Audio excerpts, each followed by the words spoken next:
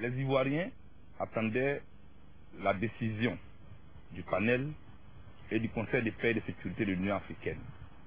Et cette décision-là est connue. Et comme vous pouvez le deviner, il n'y a rien de nouveau sur les tropiques. L'Union africaine demande simplement à M. Ouattara de venir se faire investir par le Conseil constitutionnel. Lequel Conseil constitutionnel a bien investi le président Laurent Gbagbo. Ce qui y a simplement de nouveau, c'est que finalement, le Conseil de paix et de sécurité reconnaît la valeur juridique du Conseil constitutionnel. Depuis cette annonce, la Côte d'Ivoire a commencé à être envahie par des rumeurs folles. Et c'est la psychose partout. Nous sommes ici pour rassurer les Ivoiriens.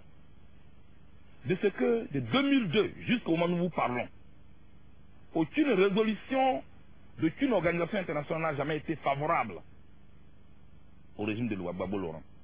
C'est le peuple de Côte d'Ivoire debout qui a toujours sauvé ce pays.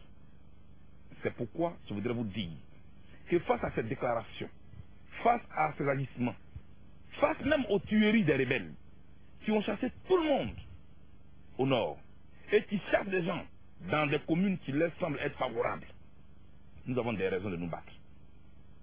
Mais surtout, ne pas nous tromper de combat. L'on veut nous pousser à l'erreur et à la faute de la guerre civile. M. Ouattara et son camp veulent nous pousser à l'erreur et à la faute de la guerre civile. Il ne faut pas tomber dans cette erreur.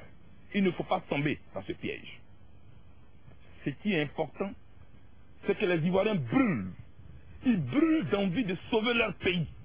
Ils brûlent d'envie de sauver leur patrie. Nous sortons fraîchement d'une réunion. Et croyez-moi, dans les heures qui suivent, nous allons vous lancer un appel pressant.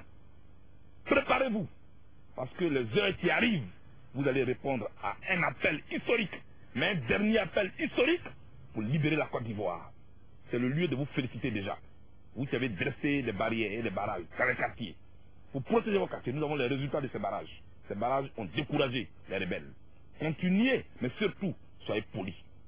Soyez polis et évitez de raqueter.